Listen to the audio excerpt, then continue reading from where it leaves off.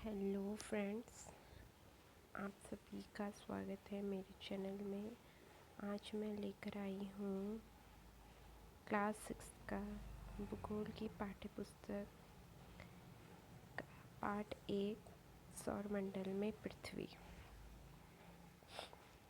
सूर्यास्त के बाद आकाश को देखना कितना अच्छा लगता है। आसमान में पहले एक या दो चमकते बिंदु ही दिखते हैं, लेकिन बाद में इनकी संख्या बढ़ती जाती है। देखिए, दिन में सूर्य की इतनी तेज रोशनी होती है कि हमें तारे और भी जो चीज़ें होती हैं जैसे चंद्रमा, ये नहीं दिख पाते। और रात में आप देखते हैं आसमान में चमकती हुई चीज़ें, उनको आप गिन नहीं पाते, यानी तारों को आप गिन नहीं सकते। अब आते हैं, देखिए, इन चमकीली वस्तुओं के साथ आप लगभग प्रतिदिन चंद्रमा को भी देखते हैं। ये अलग अलग समय पर अलग अलग आकार की होती हैं, अलग अलग आकार तथा अलग स्थितियों में दिखाई पड़ती है। मीन्स आप चंद्रमा को देखिए, चंद्रमा एक ही शेप का नहीं होता, एक ही आकार का नहीं होता है। आप पूर्ण चंद्रमा को लगभग 1 महीने में एक बार देख सकते हैं। यह पूर्ण चंद्रमा वाली रात पूर्णिमा होती है, यानी जब पूरा चाँद निकलता है तो उस रात को हम पूर्णिमा कहते हैं। वो महीने में एक ही दिन निकलता है पूरा चाँद, और चंद्रमा का जो आकार होता है सेम नहीं होता है। उसके 15 दिन के बाद आप पूरे चंद्रमा को नहीं देख पाते और इस रात को अमावस्या कहते हैं।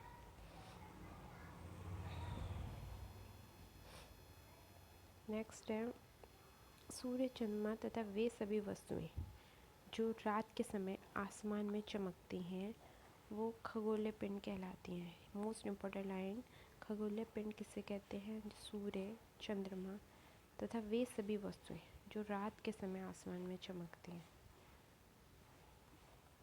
तो उन्हें खगोलीय पिंड कहते हैं। सूर्य भी चंद्रमा भी खगोलीय पिंड है, और जो रात में चमकने वाली जो सभी चीज़ें हैं वो भी खगोलीय पिंड कहलाती हैं। कुछ खगोलीय पिंड बड़े आकार वाले तथा गर्म होते हैं। ये गैसों से बने होते हैं। इनके पास अपनी ऊष्मा तथा प्रकाश होता है जिसे वे बड़ी मात्रा में उत्सर्जित करते हैं। इन खगोलीय पिंडों को तारा कहते हैं। सूर्य भी एक तारा है, यानी जो खगोलीय पिंड होते हैं उनके पास उनकी ऊष्मा तथा प्रकाश होता है, और ये गैसों से बने होते हैं, और ये ऊष्मा तथा प्रकाश उत्सर्जित करते हैं। और ये उनमें से एक हमारा सूर्य भी है। सूर्य एक तारा है, सूर्य एक तारा है, समझे?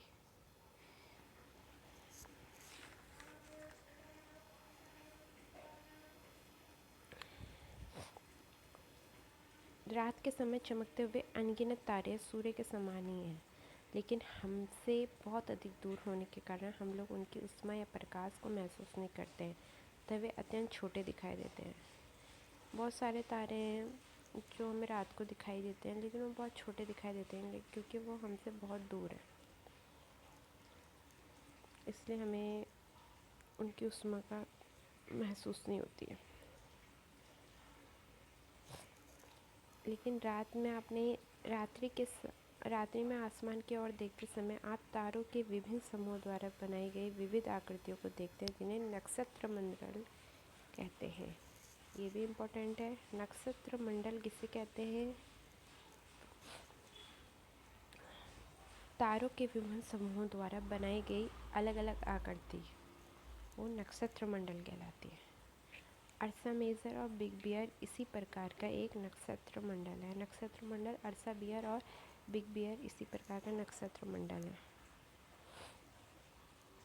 बहुत आसानी से पहचान में आने वाला नक्षत्र मंडल है सप्तऋषि। सप्तऋषि मतलब 7 तारों का समूह। ये भी अर्सा मेजर का ही भाग है।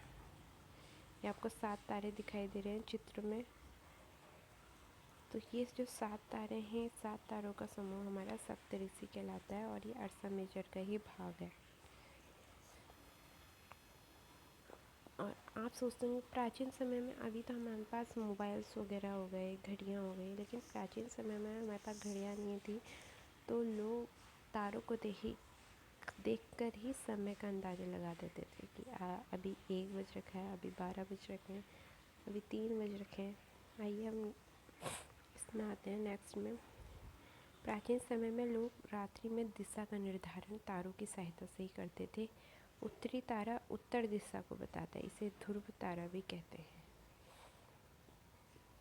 ध्रुव तारा हमेशा उत्तर दिशा में होता है और ये सप्तऋषि तारे की सहायता से हम ध्रुव तारे की स्थिति को जान सकते हैं।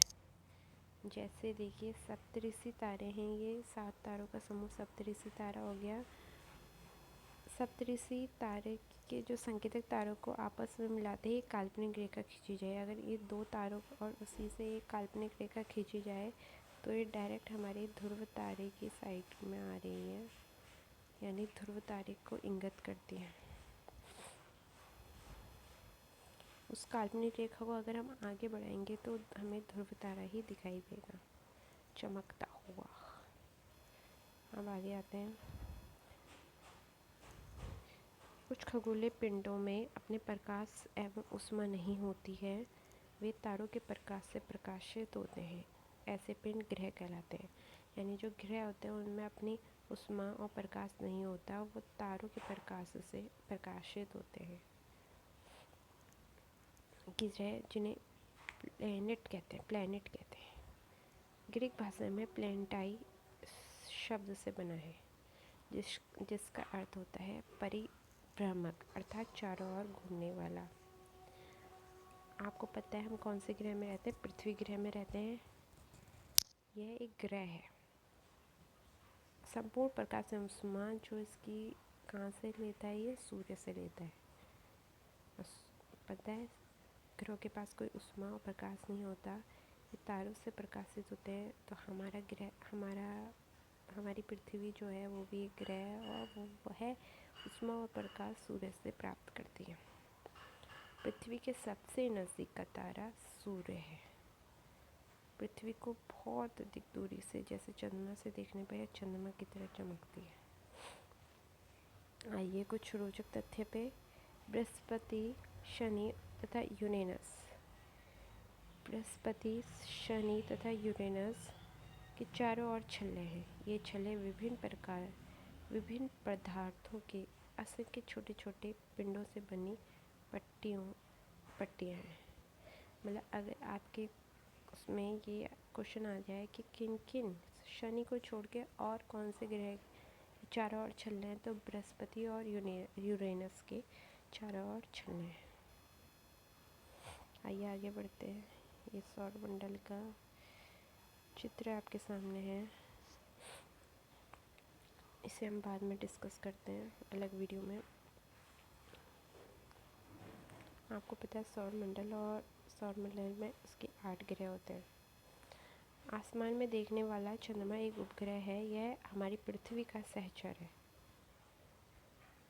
चंद्रमा एक उपग्रह है, तो इसके चारों ओर चक्कर लगाते हैं। पृथ्वी के चारों ओर, जो ग्रह के भी चारों ओर चक्कर लगाते हैं वो उपग्रह कहलाते हैं।